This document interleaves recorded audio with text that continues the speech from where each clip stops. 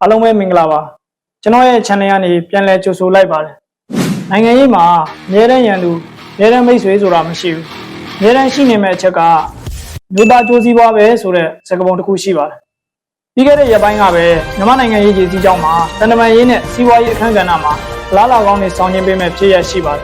ဒါကတော့ရှီကျင်းပင်ရဲ့ဖိတ်ကြားချက်အရသမ္မတဦးမင်းအောင်လှိုင်ရဲ့တရုတ်နိုင်ငံ official diplomatic ခီးစဉ်ဖြစ်ပါတယ်ဒီခီးစဉ်ပေါ်အချို့သောရောင်ပြောင်းမီဒီယာတွေနဲ့နိုင်ငံရေးဝေဖန်ဆန်းစစ်သူတွေအပြင်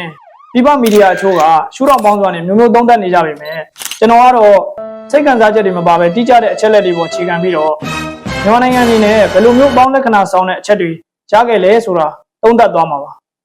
ထမဆုံးနဲ့အရေးကြီးဆုံးအချက်ကတော့ diplomatic legitimacy ဆိုတဲ့တန်တမာရေးရာတရားဝင်မှုဖြစ်ပါတယ်အချို့သောနောက်နိုင်ငံများနဲ့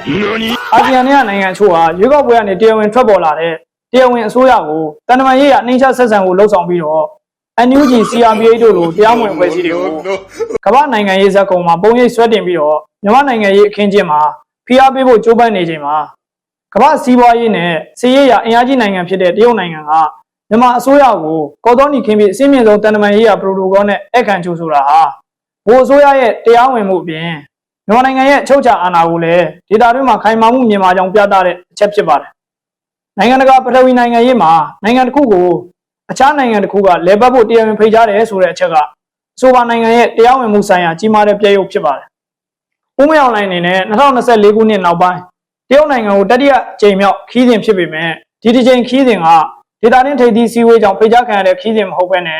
တန်တမာရေးရာတရားဝင်ဖိတ်ကြားခံရတဲ့ခီးစဉ်ဖြစ်ပါတယ်။ဒါ့အပြင်ဒီခီးစဉ်မတိုင်ခင်ဇွန်လ9ရက်နေ့ကနှစ်နိုင်ငံလုံးရဲ့နိုင်ငံသားရေးဝန်ကြီးတွေတွေ့ဆုံခဲ့ပြီးတော့သဘောတူညီချက်၃ချက်ရရှိခဲ့ပါတယ်။တရုတ်မြန်မာနှစ်နိုင်ငံအနေနဲ့မြန်မာနိုင်ငံရဲ့ဖွံ့ဖြိုးတိုးတက်မှုလမ်းကြောင်းမှာနိုင်ငံရေးအရခိုင်မာတဲ့ထောက်ခံမှုမြို့သားချုပ်ချာအာဏာကိုကာကွယ်စောင့်ရှောက်နိုင်ဖို့ခိုင်မာတဲ့ထောက်ခံမှုနဲ့စီးပွားရေးပြန်လည်ဦးမော့လာစေဖို့အတွက်ခိုင်မာတဲ့ထောက်ပံ့မှုတွေပေးမယ်လို့အပြန်အလှန်သဘောတူညီခဲ့ကြပါတယ်။ရွေးကောက်ပွဲလုပ်ငန်းစဉ်တွေပေါ်ပွင့်လင်းစွာထောက်ခံကြောင်းနဲ့ပြည်တွင်းငြိမ်းချမ်းရေးအတွက်ပြည်သူ့ဘောဆောင်တဲ့အကူအညီတွေပေးမယ်လို့တရားဝင်ထုတ်ပြောခဲ့တဲ့တရုတ်နိုင်ငံအနေနဲ့ဒီတရားဝင်တန်တမာရေးခီးစဉ်ကနေဦးမင်းအောင်လှိုင်ဦးဆောင်တဲ့နိုင်ငံရေးလမ်းပြမြေပုံကိုလက်ခံပြီးတော့အတိမတ်ပြုကြောင်းကမ္ဘာကိုချပြတဲ့ပုံစံဖြစ်ပါတယ်။မြန်မာကုန်သွယ်ဘက်နိုင်ငံတွေထဲမှာနံပါတ်1ဖြစ်ပြီးစုစုပေါင်းကုန်သွယ်မှုတန်ဖိုးရဲ့30%ကျော်ကိုတရုတ်ကရယူထားပါတယ်။မလကာရေလက်ကြားကိုရှောင်ဝေးပြီးအိန္ဒိယသမုဒ္ဒရာကိုဓာတ်ရိုက်ဝင်ရောက်နိုင်ဖို့ခြေခံကြဆုံးဖြစ်တဲ့တရုတ်မြန်မာစီးပွားရေးစင်ကြံ CMEC အောင်မြင်မှုအတွက်ဒေသတွင်းတည်ငြိမ်ရေးနဲ့ကုန်သွယ်ရေးပြန်ဆနိုင်ရေးအတွက်ဘိုးအစိုးရတည်တာအဓိကအခမ်းကဏ္ဍမှာရှိတယ်ဆိုတာသက်သေပြလိုက်တာဖြစ်ပါတယ်။ဆိုတော့ဒီခီးစဉ်မှာဘာတွေဆွေးနွေးနိုင်မလဲ။ခြေခံစောက်အောင်နဲ့စွမ်းအင်ကဏ္ဍ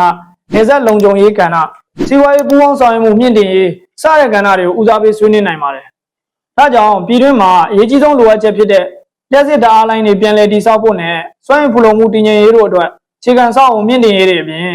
တရုတ်မြန်မာလျှက်စစ်ဓာတ်အားလိုင်းချိတ်ဆက်မှုနဲ့ပြပြမဲ့စွမ်းအင်ဆိုလာဟိုက်ဒရိုစီမံကိန်းတွေကိုကောင်းတယ်ဖော်ဖို့နိုင်ငံသဘောတူညီချက်တွေထွက်လာနိုင်ပါတယ်။ဒုတိယအချက်ကကုန်သွယ်ရေးပြန်လည်မြင့်တင်မှုပါ။နေဆက်ဒေသကုန်သွယ်ရေးအတွက်ခိုင်မာတဲ့လုံခြုံရေးဆိုင်ရာမူပေါင်းတွေသဘောတူချမှတ်နိုင်ပြီးတော့စီးပွားရေးပူးပေါင်းဆောင်ရွက်မှုကိုမြင့်တင်ဖို့ဆွေးနွေးနိုင်ပါတယ်။အရေးကြီးဆုံးကတော့နေဆက်လုံခြုံရေးဖြစ်ပါတယ်။အပေါ်ကအချက်နှစ်ချက်က